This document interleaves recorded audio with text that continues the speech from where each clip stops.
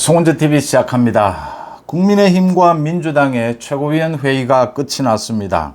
오늘은 관심을 끈 것이 국민의힘 김기현 대표, 민주당의 이재명 모두 휴가를 마치고 처음 최고위원 회의에 참석을 했습니다. 국민의힘의 김기현 대표는 미국과 영국 참가단이 철수를 하는 등 여러 가지 파행을 겪었는데 윤석열 정부 전체 차원에서 지금 나서서 이 각종 기업들, 삼성을 비롯해서 기업들도 나서서 이게 새만금 잼버리가 아니고 이제는 대한민국 잼버리가 되었다라고 할 정도로 이제는 많이 정상화가 되었다라는 이야기입니다. 그렇지만 이 부분에 대해서 국민의힘 김기현 대표는 국민들에게 사과를 했습니다. 더 잘 준비했어야 하는데 이런 폭염이 정말 예상외의 폭염이었다라고 하지만 더 잘 준비했어야 하는데 국민들에게 사과를 드린다라고 했습니다. 그런데 문제는 이재명입니다. 이재명은 지금 자신에게 국민들이 묻고 있는 두 가지 질문입니다. 당장 자신의 사법 리스크는 빼놓고도 당장 자신의 사법 리스크는 빼고도 그 두 가지는 그러니까 혁신위원장인 김원경 논란, 이 김원경 논란에 대해서 이재명의 입장은 뭐냐? 그 다음 이제 윤관석은 구속이 되고 이승만은 구속은 면했는데 돈 봉투를 받은 19명의 의원들, 민주당 의원들이 모두 공개가 됐습니다. 그 중에 10명은 이름까지 공개가 됐습니다. 이재명은 이것에 대해서 한마디 말이 없었습니다. 그러니까 지금 이재명에 대해서 국민의힘이 돈 봉투 패륜당이다라고 불렀는데 이게 틀린 게 아닌 게 이 돈 봉투에 대해서 이재명이 당대표가 아무런 입장 표명이 없습니다. 그 다음 패륜, 이 김원경의 패륜, 이재명의 형수 쌍욕 패륜, 이재명은 패륜당이냐라고 이야기하는 게 틀린 말이 아니다. 여기에 대해서 이재명이 한마디 입장 표명도 없이 잼버리 대회 파행 윤석열 정부의 책임을 물었습니다. 그 다음 또 최근 잇따라 발생하고 있는 흉기 난동 사건, 이 부분에 대해서 윤석열 정부의 책임을 물었습니다. 윤석열 정부는 잼버리 파행 관련해서도 지금 정부 차원에서 대책을 마련해서 이제는 많이 정상화가 되었다라고 하는 것이고요. 이 지금 잼버리 대회는 현재 열리고 있습니다. 현재 계속되고 있습니다. 이 대회 자체가. 이 부분이 지금 정쟁으로 가져가야 될 문제냐. 이게 지금 문재인 정권 때 유치를 해서 문재인 정권 때 쭉 준비를 해왔는데 지금 모든 관련 보도가 나오고 있습니다.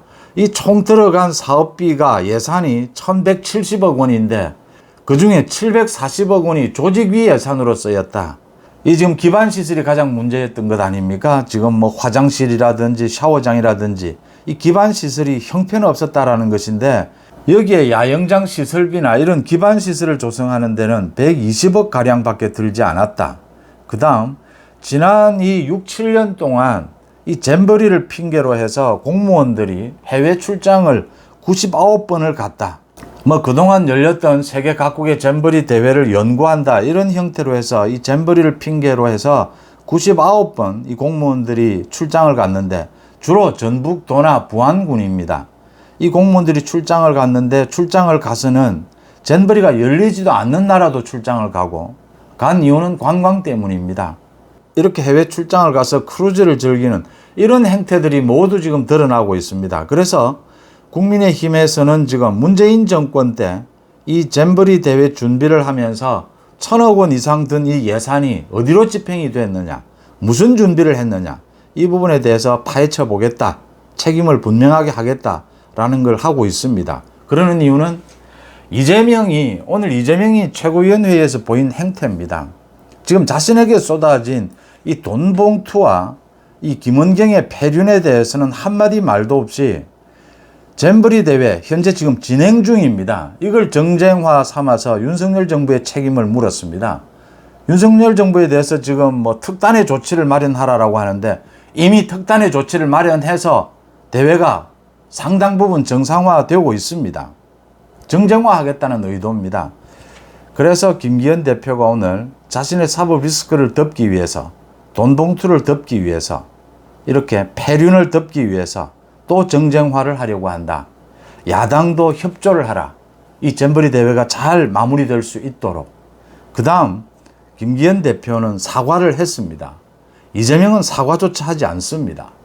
책임감이 드러나는 대목입니다.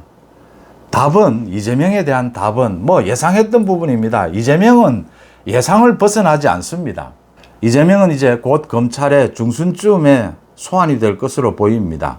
아마 이달 말쯤에는 검찰이 구속영장을 칠 것으로 그렇게 전망이 됩니다. 중요한 것은 내일 열리는 대북 송금 재판이 내일 열립니다. 그러니까 재판정에서 부부 싸움을 해서 지난번에는 제대로 열리지를 못했습니다. 이화영이 내일 재판에서 어떤 입장을 취하느냐. 내일 재판에 이화영과 김성태가 모두 나옵니다. 아마 확인이 될 것이다. 이화영과 김성태의 진술이 뭐 어떤 쪽이든 이재명의 사법 리스크, 이재명의 소환, 구속영장은 예정대로 진행이 될 것이다. 이렇게 예상이 됩니다.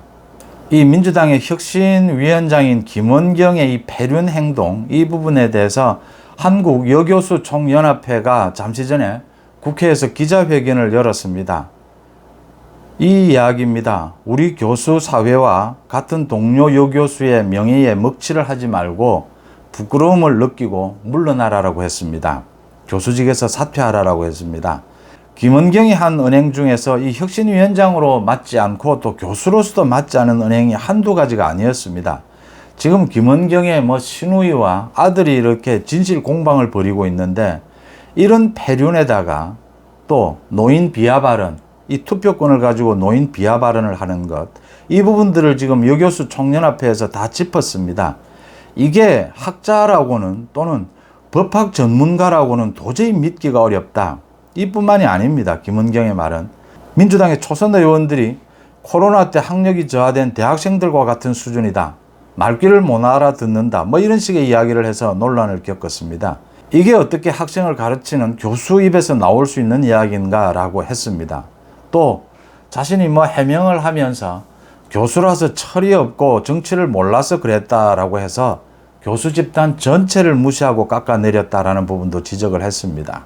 윤석열 통치 아래서 금융감독원 부원장직 임기를 지킨 것이 굉장히 치욕스럽다라고 했는데 3년 동안 자신 혼자 연봉 3억 원씩 9억 원을 챙긴 것, 이것도 위선적이다, 출세지향적이다, 돈에 집착한다, 이런 이야기들을 하면서 동료 교수 사회의 자존심을 무너뜨리고 학생에게 모범이 될 수 없다면 강단에서 내려오는 것이 마땅하다라고 한국여교수 총연합회에서 기자회견을 열고 김원경의 퇴진 또 교수직 사퇴를 촉구를 했습니다. 다른 것 모두를 떠나서 김기현 대표의 표현대로 자신의 사법 리스크를 덮기 위해서 또 가짜뉴스, 또 잼버리 대회, 지금 진행이 되고 있는 잼버리 대회에 대해서 일말의 책임감도 없이 윤석열 정부를 공격을 합니다. 또 가짜뉴스를 퍼뜨리겠다라는 이재명의 태도입니다. 반면에 김기현 대표는 집권 여당의 대표답게 윤석열 정부의 책임, 문재인 정부의 책임 정확하게 가려야 한다.